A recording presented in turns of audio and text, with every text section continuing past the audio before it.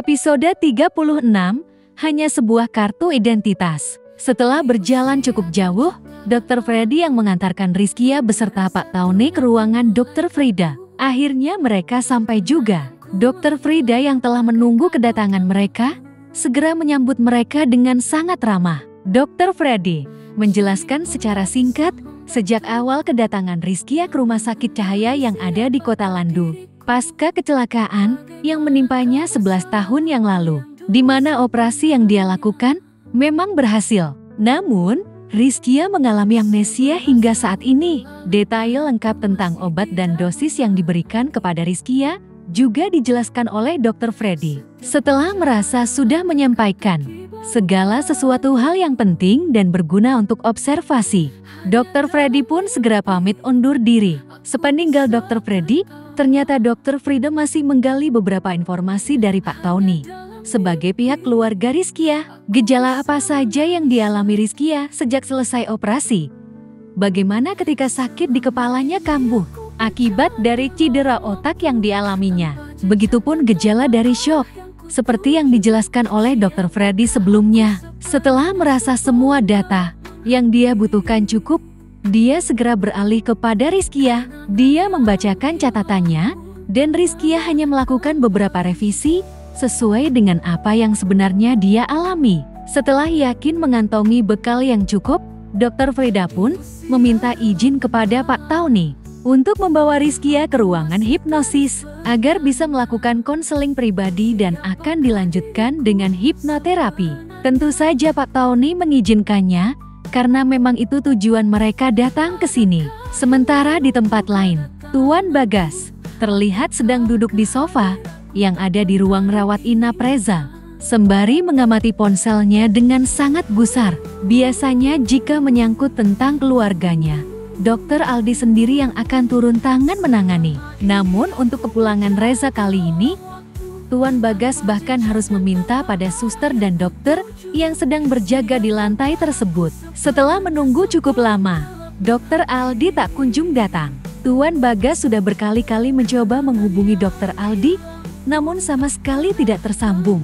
Pada kenyataannya, Dr. Aldi memang tidak mengetahui perihal kedatangan Tuan Bagas. Dia juga tidak menyangka bahwa Tuan Bagas akan datang sendiri untuk menjemput Reza. Tadi pagi, ketika dia sudah menyatakan bahwa Reza boleh pulang, Nyonya Rika menjawab bahwa Tuan Bagas belum mengizinkan Reza pulang karena memang baru sehari dia dirawat sejak pingsan terakhir kali. Kekhawatiran yang berlebihan dari Tuan Bagas sangat bisa dimaklumi oleh Dr. Aldi yang menyangka bahwa Reza adalah anak sematawayang, pewaris tunggal dari dinasti usaha raksasanya. Namun begitu, sebenarnya sejak pagi sudah 3 kali Dr. Aldi memeriksa kondisi Reza. Dia sendiri yang datang dan memeriksanya.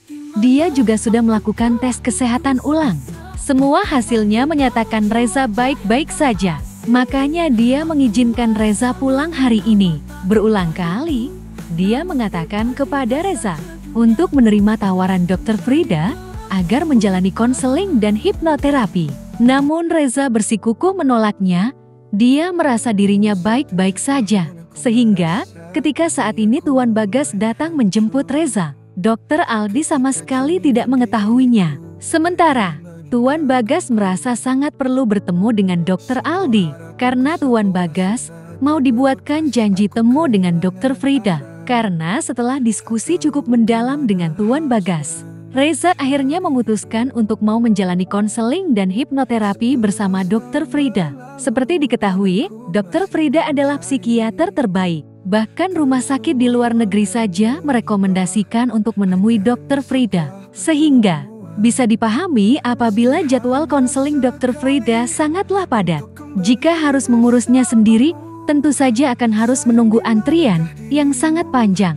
Hanya untuk mendapatkan jadwal konsultasi akan sangat berbeda jika Dr. Aldi, sang pemilik rumah sakit, yang mengaturkan janji temu tersebut. Dia tidak akan harus menunggu antrian panjang itu, karena dia mau Reza segera mendapatkan perawatan yang terbaik. Setidaknya, memang hanya itu solusi terbaik untuk anaknya saat ini. Setelah berulang kali mencoba menghubungi Dr. Aldi dan masih saja tidak tersambung, akhirnya Tuan Bagas memutuskan untuk langsung naik ke lantai atas, di mana ruangan Dr. Aldi berada. Ketika sampai di depan ruangan Dr. Aldi, Tuan Bagas pun dibuat kaget, karena tiba-tiba saja dia diberhentikan oleh 2 orang pengawal yang berjaga di depan pintu. Tuan Bagas sangat menyadari bahwa memang ruangan Dr. Aldi ini sangat privat, di mana tidak sembarangan orang boleh masuk. Akan tetapi, biasanya dia adalah salah satu orang yang bebas keluar masuk ruangan ini, bahkan saat Dr. Aldi tidak ada di dalamnya sekalipun. Dan kali ini, tiba-tiba saja dia dilarang masuk. Tentu saja, dia jadi heran dan bertanya-tanya, ada apa sebenarnya? Pikiran buruk pun mulai menyelimuti Tuan Bagas. Sudahlah tidak bisa dihubungi, dan sekarang dia tidak diizinkan masuk ke dalam ruangannya. Apakah kau melarangku masuk atas perintah dari tuanmu? Tanya Tuan Bagas dengan nada yang cukup kasar. Padahal biasanya Tuan Bagas dikenal sebagai bangsawan kaya raya yang baik hati, ramah, dan tidak sombong. Maaf Pak, semua orang tanpa kecuali memang tidak diizinkan masuk ke dalam ruangan ini tanpa seizin Dr. Aldi. Kami hanya menjalankan perintah. Bisakah saya mengkonfirmasi identitas Anda, Pak? Kata salah seorang pengawal kepada Tuan Bagas. Identitasku? Apakah kau tidak mengenalku? Atau justru kau memang mengenalku dan dengan sengaja tidak mengizinkan aku masuk? Betul begitu? Selidik Tuan Bagas. Nadanya terlihat sedikit tidak enak didengar. Maaf, Pak. Saya tidak mengenal Anda secara pribadi. Namun ini memang sudah prosedur yang ada di sini. Jika Anda bersedia memberikan kartu identitas Anda, maka saya akan segera mengkonfirmasi kepada Dr. Aldi. Apakah Anda diizinkan masuk atau tidak? Jawab pengawal tersebut dengan nada yang cukup tegas. Apakah dia ada di dalam? Selidik Tuan Bagas. Maaf Pak, kami tidak bisa menjawab pertanyaan Anda sebelum Anda bersedia memberikan kartu identitas Anda. Jawab pengawal tersebut yang secara tidak sengaja nadanya mulai sedikit meninggi. Jika Aldi tahu hal ini, apakah dia akan membiarkan kalian bersikap seperti ini padaku?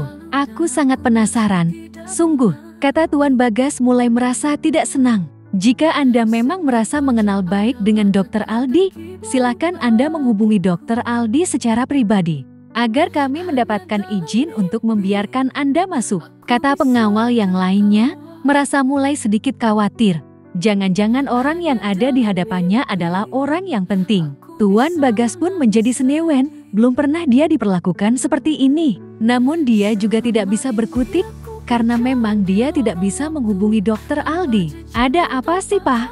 Tanya Reza yang mulai bingung melihat situasi ini. Aku juga tidak tahu Za, Aldi tidak bisa ditelepon sejak tadi. Dan sekarang, kita tidak boleh masuk ke dalam ruangannya. Ada masalah apa sebenarnya ini? Jawab Tuan Bagas. Ya sudah sih, berikan kartu identitas Papa saja. Apa susahnya sih? Kata Reza. Ngawur, jangan sembarangan memberikan kartu identitas pada orang lain. Bukankah Papa sudah sering mengatakannya padamu? Kata Tuan Bagas dengan tegas. Ya ampun Pak, ini kan kantor Om Aldi, bukan orang lain. Masa iya dia mau berbuat yang tidak-tidak? Papa terlalu paranoid, gak logis, tukas Reza. Justru karena ini Aldi, kamu yang tidak logis ya. Mungkinkah Aldi melakukan ini padaku? Karena justru jika Aldi, tidak akan mungkin dia melakukan ini padaku kan? Tegas Tuan Bagas. Reza teleponkan Dendra saja, dia ada di sini kok. Tadi sebelum Papa datang, dia ada datang ke kamarku. Seru Reza seraya mengeluarkan ponselnya. Drah, Om lu kenapa sih? Kata Reza ketika telepon sudah tersambung. Om gue, kenapa memangnya Za? Sahut suara di seberang. Gue sama papa gue nggak diizinkan masuk ke ruangannya. Padahal biasanya gue sendiri pun boleh masuk ke sini. Kata Reza. Oh, mereka berdua anak baru. Kayaknya baru 2 hari Za. Jangankan lu, gue aja kemarin hampir nggak boleh masuk. Sebentar, gue kasih tahu om gue ya. Kata Dendra seraya mematikan sambungan telepon. Tak lama, Dr. Aldi terlihat berjalan dengan tergopoh-gopoh menyambut kedatangan Tuan Bagas. Wah, mohon maaf Tuan Besar, kami malah membuat Anda menunggu. Mereka berdua adalah orang baru, sehingga Mereka gagal mengenali Anda. Mari silakan masuk, sambut Dr. Aldi dengan nada yang sangat sopan. Sehingga membuat kedua pengawal sebelumnya merasa sangat khawatir. Kalian, siapa sebenarnya mentor kalian ini? Aku sangat heran. Perhatikan dan buka mata kalian lebar-lebar. Beliau adalah Tuan Besar Bagas Laksamana, orang nomor 1 di negeri ini. Bahkan raja pun akan membungkuk sopan di hadapan beliau. Bagaimana bisa kalian buat beliau menunggu di sini? Apakah kalian berdua mau membuat rumah sakitku bangkrut? Bentak Dr. Aldi. Sontak pengawal tadi langsung membungkuk dan memohon maaf. Jadi, apakah kalian serius membutuhkan kartu identitasku? Sindir Tuan Bagas. Kami tidak layak Tuan. Mohon maafkan mereka berdua. Kartu identitas Anda adalah sebuah barang berharga yang tidak akan mampu kami tanggung akibatnya, bahkan hanya dengan melihatnya sekilas sekalipun. Jawab Dr. Aldi. Kalian berdua, segera mohon maaf. Push up sana kalian, sampai kalian dimaafkan. Jika Tuan Besar tidak bisa memaafkan kalian, jangan harap kalian masih bisa berada di sini. Bahkan kerajaan akan memecat kalian dengan cara yang tidak hormat. Kalian tidak akan bisa bekerja lagi di negeri ini, bentak Dr. Aldi lagi dengan sangat garang. Itu ada intercom, apa gunanya? Jika ada orang yang enggan mengeluarkan kartu identitas, pasti bukan orang sembarangan. Seharusnya, kalian segera memberitahuku atau atasan kalian setidaknya. Biarkan aku atau mereka yang memverifikasi siapa yang ada di hadapan kalian. Toh, kalian memegang senjata kan? Itu fungsinya untuk apa? Kalau ada yang macam-macam, bukankah kalian tinggal menarik pelatuknya saja? Bodoh, seru Dr. Aldi lagi. Sudah, tidak usah, aku maafkan kalian. Dengarkan kata-kata tuanmu itu tadi. Bagi kami, kartu identitas adalah nyawa kami. Karena ada tanda tangan dan barcode yang bisa dipindai. Sekarang banyak alat canggih yang bisa digunakan untuk pemalsuan apapun. Sementara, nyawa jutaan karyawanku yang ada di bawahku bisa terancam. Jika sampai perusahaanku kenapa-napa, kalian seharusnya tahu itu, dan dengan mudahnya kalian minta kartu identitas. Tentu saja aku tidak akan memberikannya dengan mudah.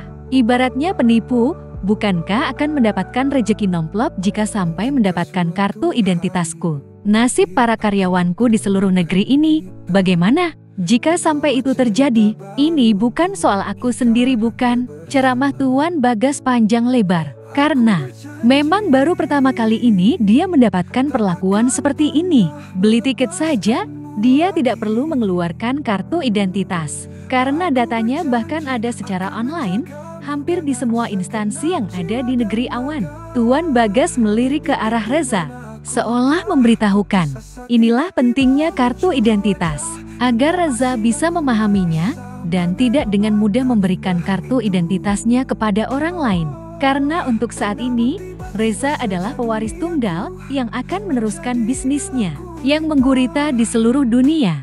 Bahkan, bisa menjadi salah satu juru damai untuk beberapa negara. Kartu identitasnya bukan hal sembarangan yang boleh dilihat oleh orang lain. Takutnya akan bisa dipalsukan dan digunakan untuk hal-hal yang bisa membahayakan dirinya sendiri, perusahaan, atau bahkan seluruh negeri. Reza pun melihat ke arah Tuan Bagas dengan tatapan merasa sangat bersalah.